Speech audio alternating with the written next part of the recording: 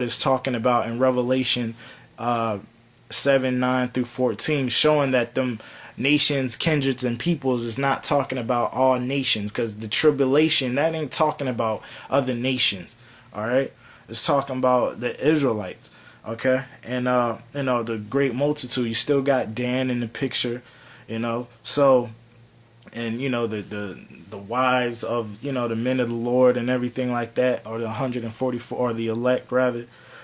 All right, so, but just to show, if you take the time to read the whole chapter, you'll see that it's also going into these last days.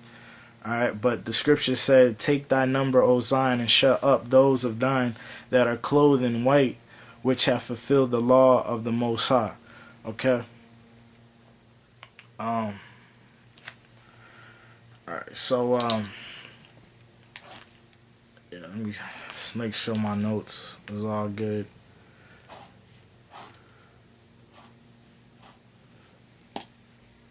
All right. So it's a funny thing. Let me head over to Baruch that the curses are still upon Israel. And I mean, it's evident, we could see that today. And also, just what I'm about to read, the next two verses I'm about to read, showing that we've been in captivity because of sinning. So it doesn't make sense to be on this side, especially when it's coming out of the mouth of the Israelites, like the pastors and preachers, Jake out there, that, and then just churchgoers, that are stuck in religion, that say that the law is done away with, but we came, everything that happened going into slavery, just all the stuff that we face today is because we haven't come back to the Most High in spirit and in truth.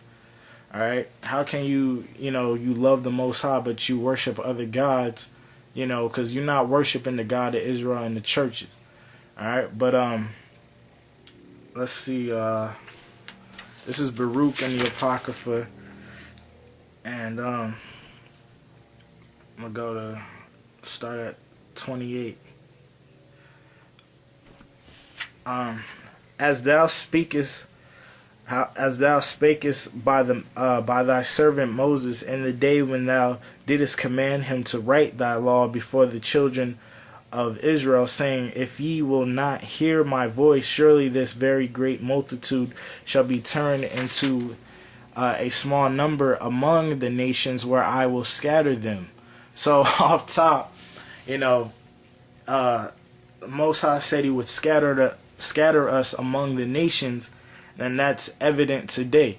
So I mean, that's just, maybe that's not going into these well, actually it is, because of the prophecies that, just like I said, Jeremiah the 23rd chapter, the Lord is going to get us, and Ezekiel 37, Most High is going to take us from among the heathen. Okay, so I mean, that's prophecy, and that is going into the last days, because the Israelites are still scattered. But for verse 30, for I knew that they would not hear me, because it is a stiff-necked people, but in the land of their captivities they shall, and it says captivities, okay, they shall remember themselves, which is what we're doing. We're remembering ourselves, not only that we're not niggers and spics and Indians, but we're the real Israelites. Now we're coming back to the Most High, knowing that we're Israel, but not only the nationality part, but knowing that the law, because the scriptures tell you that the law and everything, just like the land of Israel, but the law of the Most High and these commandments, because matter of fact, in Deuteronomy the 4th chapter, 4 and 6, showing you that the law, statutes, and commandments are wisdom, so the nations will be, this is a wise and understanding people.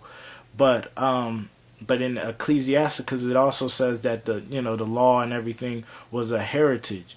So not only coming back to, we're Israel, but also coming back to the law, statutes, and commandments and our customs. All right, that's what makes us Israel as well. Okay, verse 31, and shall know that I am the Most High, their power, or Lord their God. For I will give them an heart and ears to hear, and they shall praise me in the land of their captivity, and think upon my name, and return from their stiff neck, and from their wicked deeds. For they shall remember the way of their fathers, which sinned before the Most High. Okay, so that's which sinned before the Most High. So again, showing that the sin, which is transgression of the law, is the reason why we go Deuteronomy 28, the curses and everything. That's why we go through, because our fathers sinned, but we are our forefathers as well.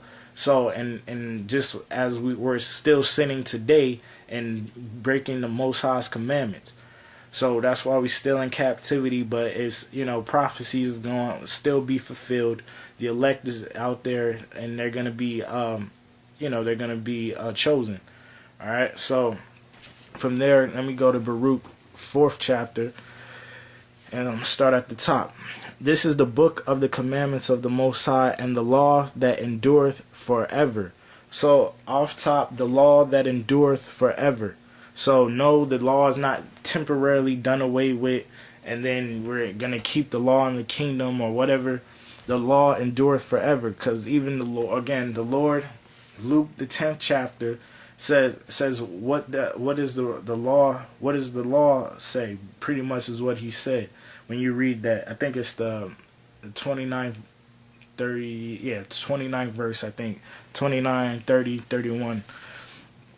Okay, so this is the book of the commandments of the Most High, and the law that endureth forever. And on one more thing, the book of the commandments of the Most High, the commandments and the law is the same thing. I'm not going. I got precepts all day to show that they're the same thing. But when people think of the 10 Commandments, they think of, we're just only to keep the 10 Commandments. Like that. Well, first of all, the 10 Commandments are in the law of Moses. Okay. So, but it says, and the law that endure forever, all that they that keep it shall come to life, but such as leave it shall die. Turn thee, O Jacob, and take hold of it, walk in the presence of light thereof, that thou mayest be illuminated. Give not thy honor to another, nor the things that are profitable unto thee to a strange nation. Okay? So, racism, huh? But verse 4, O Israel, happy are we, for things that are pleasing to the Most High are made known unto us. Be of good cheer, my people, the memorial of Israel. Okay, listen to this. Ye were sold to the nations not for your destruction, but because ye moved the Most High to wrath, ye were delivered unto the enemies, for ye provoked him that made you by sacrificing unto devils and not to the Most High. Okay, and that precepts in Psalms, how we were following the heathen and going against the Most High, so sinning. Ye have forgotten the everlasting power that brought you up, and ye have grieved Jerusalem that nursed you. Okay, so again, we went into captivity. Why? For not keeping the commandments of the Most High. So no one out there that's saying we ain't got to keep the commandments. We were brought into captivity for not keeping the commandments and following the heathen and serving their gods, being into their philosophies and things like that. So that's why we're still in captivity. So from there, let's go to 2nd Esdras. Back to 2nd Esdras. This is 2nd Esdras 15. And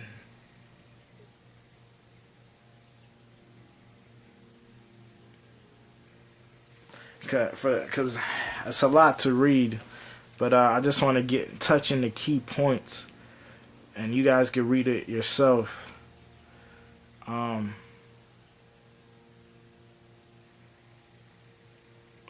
This is 2nd Esdras 15 and 5. But like I said, you can read it yourself. I'm not picking and choosing or whatever, but you can read it yourself. But again, this is going into these last days.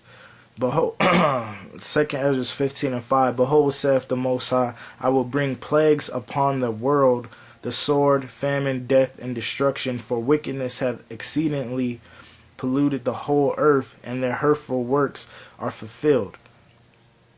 Okay, and let me drop down to verse 10. Behold, my people is led as a flock to the slaughter, and I will not suffer them now to dwell in the land of Egypt, which is America now. It's not speaking of ancient Egypt, because watch. But I will bring them with a mighty hand and a stretched out arm, and smite Egypt with plagues as before, and will destroy all the land thereof. Okay, so just like, because spiritual Egypt, Revelation 11:8. Verse 12, make sure. Egypt shall mourn, and the foundations of it shall be smitten with the plague and punishment that the Most High shall bring upon it. They that till the ground shall mourn, for their seed shall fell through the blasting in hell, and with a fearful consolation. Woe to the earth and them that dwell therein. Just like it says in Revelation. Alright. Verse 15. For the sword and their destruction draweth nigh, and one people shall stand up to fight against another, and swords in their hands. For there shall be sedition among men, and invading one another. And that's what's going on right now. Sedition among men. The whole thing about Syria going down. People, it's getting to that close thing of having World War III. For there shall be sedition, verse 16. For there shall be sedition among men, and invading one another. They shall not regard their kings nor princesses or princes, and the course of their actions shall stand in their power. A man shall desire to go into a city, and shall not be able. And that's, going into the martial law and everything. Alright, for because of their pride the city shall be troubled, the houses shall be destroyed, and men shall be afraid. A man shall not have no pity upon his neighbor, but shall destroy their houses with the sword, and spoil their goods because of the lack of bread, and for great tribulation. Alright, so that's gonna happen. It's going come a time where you won't be able to get anything, and you're gonna have that's what's gonna happen out there, that people are lack of bread, people are gonna have to rob, steal, whatever, even kill in these last days. Alright. Let me see.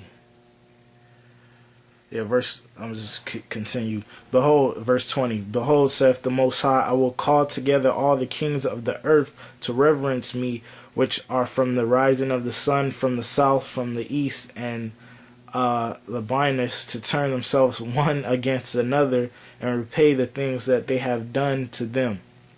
And the them is going, it tells you who the them is in verse 8 and 9. Alright, I'll let you read that yourself.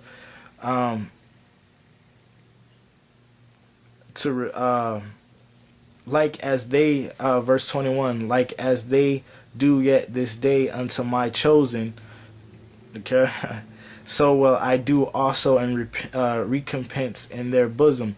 Thus saith the Most High Power, my right hand shall not spare the sinners, and my sword shall not cease over them that shed innocent blood upon the earth.